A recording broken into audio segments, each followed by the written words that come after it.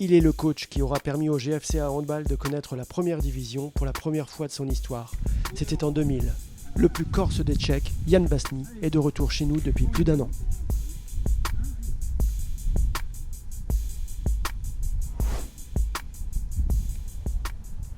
Jan Básny, bonjour. Bonjour. Et bienvenue dans cette rencontre amicale. On a quitté en fait les parquets de la salle Rossine pour ceux un peu plus sableux ici de la place d'Austerlitz. Oui, c'est un très bel endroit historique, on va dire, ajaxien. Ça colle aussi à l'étranger, on est dans le quartier de l'étranger. Ça colle aussi à place d'Austerlitz. Austerlitz est une ville qui est en Tchéquie, moi je suis tchèque, voilà, donc j'ai habité pas loin, longtemps, voilà.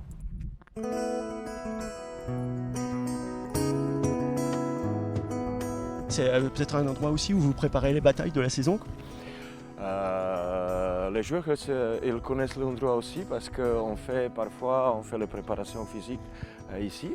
Moi personnellement oui, je cherche toujours les endroits pour se calmer, pour se reposer, pour méditer un petit peu et parfois c'est ici.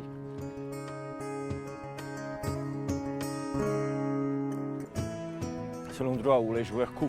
Ils remontent ici, ils vont derrière le statut, ils redescendent de l'autre côté. Il y a un peu de tout. Il y a un peu de ligne droite ici, il y a un peu des escaliers, il y a un peu de changement de rythme, changement de vitesse, il y a tout là. Je pense que je l'ai même mesuré. Au niveau de temps sûr, au niveau de mètres aussi, mais je ne me souviens plus. Vous avez des passions à côté en fait. Vous collectionnez, vous êtes collectionneur d'art, c'est ça? J'aime bien, voilà, j'aime bien. Ben, je ne suis pas un entraîneur de foot, donc je ne peux pas trop collectionner d'art. Je ne suis pas si riche que ça. Non, mais j'aime bien, voilà, visiter les musées, visiter les musées d'art, la peinture. Ça m'intéresse la peinture. Je m'intéresse la littérature. J'aime bien un peu méditer. J'aime bien préparation mentale. Je veux évoluer aussi dans mon travail. Et je m'intéresse beaucoup à la préparation mentale des joueurs, même la préparation mentale des coachs, etc. Ah, je vois Jean-François, je le vois. C'est Jean-François Colonne. Bonjour. C'est pas moi, c'est pas moi. Ça va, tu vas bien? Ça va et toi? Lui, il a couru là. Ouais. Les escaliers, on les a fait plusieurs fois quand même. Comment il était lorsque tu l'as rencontré? Il était timide ou Oui.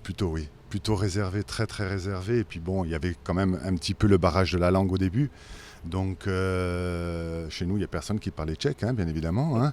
L'anglais sommaire aussi. Donc au début, la communication était un petit peu difficile, c'est vrai. Mais il était joueur, donc il n'était pas là pour donner des consignes, etc. Il était là pour nous apporter toute sa classe, parce que c'était un joueur de classe, il faut dire ce qu'il est, qui était capable de jouer à tous les postes. il y a une anecdote qui te revient en particulier sur Yann?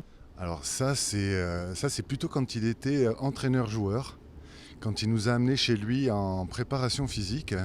Et quand on est arrivé dans des cabanes en bois, Ah, on parlait de ça avant-hier. des cabanes en bois style stalag. C'était réveil matinal le matin à 6h.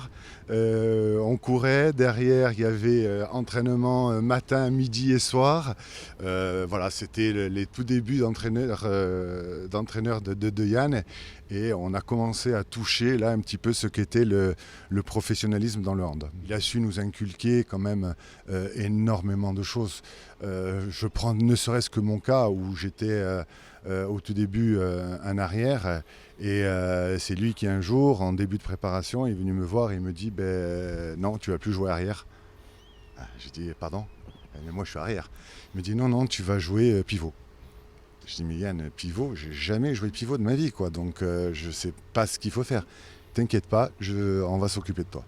Et bon, après, ça m'a apporté énormément et c'est lui qui nous a montré le chemin. C'était notre phare, c'était le phare du club.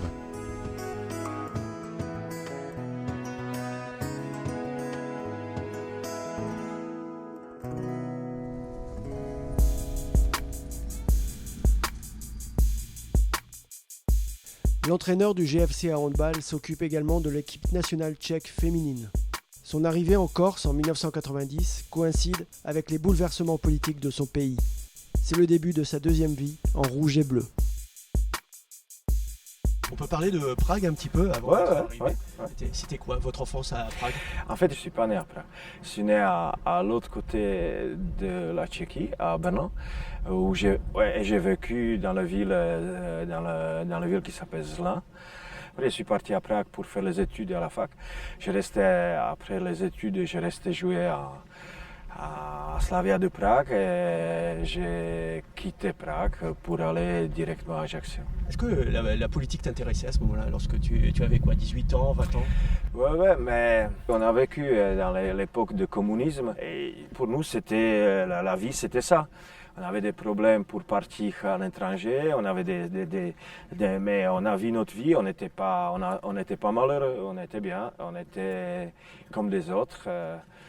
La politique après, à 90, pratiquement tout a changé. À 92, après, la République et la Tchécoslovaquie s'est coupée en deux. Pour moi, c'était un peu bizarre. Parce que, en fait, je suis parti à 90 à Ajaccio.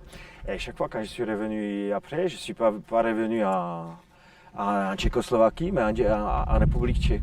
Et les jeunes d'aujourd'hui, ils ne le savent plus. Ils ne savent pas qu'il y avait un pays commun, un pays commun avec deux nations différentes. Ils ne le voient pas comme ça. Ouais. Alors, on reste encore un peu à Prague. Ouais.